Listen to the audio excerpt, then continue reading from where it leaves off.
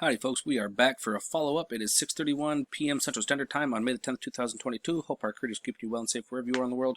Please make sure to hit that like button, share this across other platforms, and subscribe if you are new. And make sure to hit that notification bell in case we have any critical future updates. We are currently looking at Enlil over at spaceweatherlive.com, and this is NASA's model right here.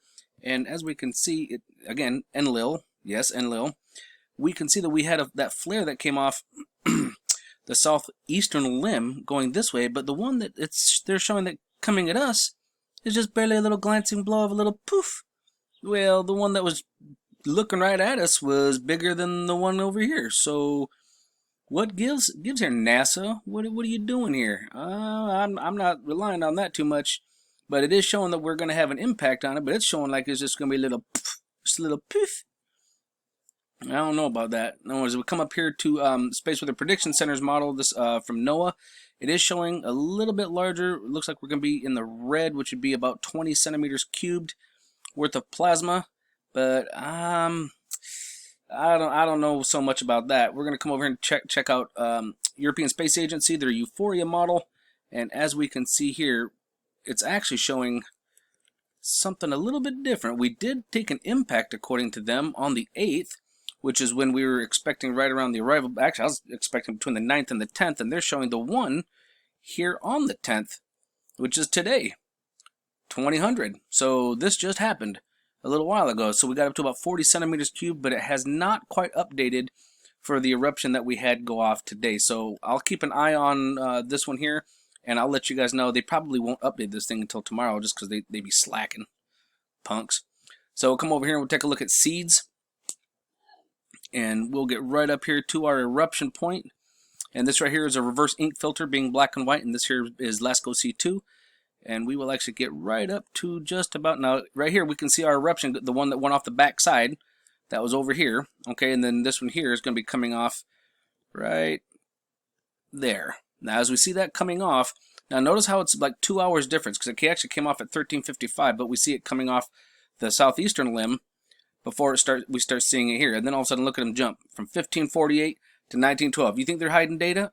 Yeah, absolutely. So if we actually go from here and we took a look at this, we can see that it's actually expanded all over this way. So we do have incoming, but because they're hiding it, it's really difficult to see how much is coming at us. I mean, look at how big around it is here. See the difference between here and there? Yeah. So it was mostly on the southern part of because that's where the sunspot group is. It's right in front of us, but not directly on the equatorial plane of the sun, if you will. But it's a little bit further down of it. So you would have more on the bottom side than you do on the top. However, you can kind of see a ring around here as it's coming out. So yeah, that's coming at us. We're gonna have to go take a look at seeds, Sechi here, and let's see what we got going on here. What the update we have here is, and well, seeds Sechi, let's be honest, they're they don't give us all of the data. See, right here was our eruption. We can see it coming off the backside here. Right here, we can see it coming off, and that's a pretty big eruption coming off the backside of the sun. I'll be honest with you. And then we see this coming off here, but it doesn't quite give us the full. What is this? I mean, here we know that these are some visitors, some UFOs, but what is this? What is that? That looks like a big old ball of something, don't it? Uh-huh. Now remember, this is stereo ahead. Okay, so stereo ahead, looking at it this way, Earth would be over here, stereo behind is over here, so it's more like this kind of an angle thing. Okay?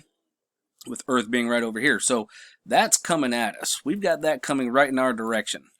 So we're definitely going to get this bunt. In fact, we might even get this bunt of it because stereo ahead is actually closer to the Earth, so we actually might be right over in here.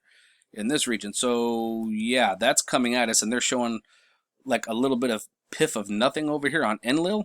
Yeah, I don't know about all that. Sorry guys. Hopefully they'll get their acts together. This here, we'll look over here on Enlil, on ISWA, and we can see a little bit more detail on it.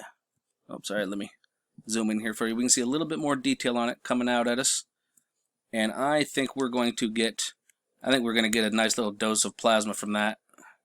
But that's just my opinion. It's not as big as it could be. So we'll come on over here. We'll take a look at the 211 on the SDO. And let's see what we got here. We are right to the eruption, and there's our eruption here. Now, this is the one that we also saw coming off the left side, southeastern limb. And as you can see, that one actually started it. You see that pop? That one popped, and then this one goes right after that. Look at that chain reaction. Look at all this solar tsunami that we got going on over here. That's not just from the shock wave, but that's also from plasma coming at us. And it wasn't quite done yet. There was still a little more activity on it. If you see all this, that's the slow M flare that was kind of dying out here. But we see a lot of other activity going on with both of these. They're both still arcing up. Now, the other thing we have to take note of are these filaments. Look at these filaments. We got one here that's just kind of dancing around. You see it kind of moving and dancing there, and that is luckily not facing us. However, what got it all started was this guy.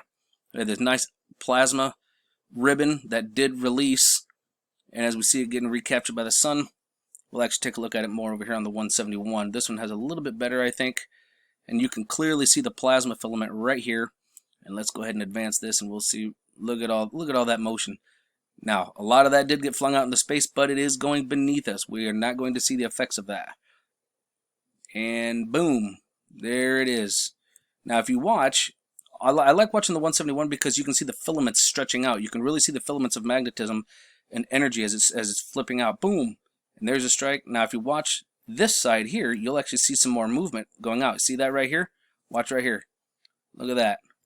Sun just throwing it out there. Those are some big chunks. What is that? Look at that. There's the first one right there. That is some serious movement going on, and they came out fast. It wasn't even messing around. It just, whew, look how fast that is. And then we got another explosion coming here off the side of the sun as well. So definitely have to keep our eyes open for it. I'm not 100% certain how much is coming out to come at us. I mean, we definitely got some, but knowing exactly how much, it's not clear at this time. I will make sure to do a follow-up update in the morning, so that way everybody can kind of understand and have a look. We'll have more data coming in, so we'll know what's going on. This is our look of our alignments today on planetstoday.com. Don't forget, moon is going to be over here in full eclipse, and it's going to be a super blood moon, flower moon, whatever. It's going to be really rare. I forgot the name of it already, but that will be happening this weekend, 15th to 16th. So make sure you get outside and take a look at it if you can. Alrighty? Eyes open, no fear, and remember that love is the only way forward. Solar Wolf out.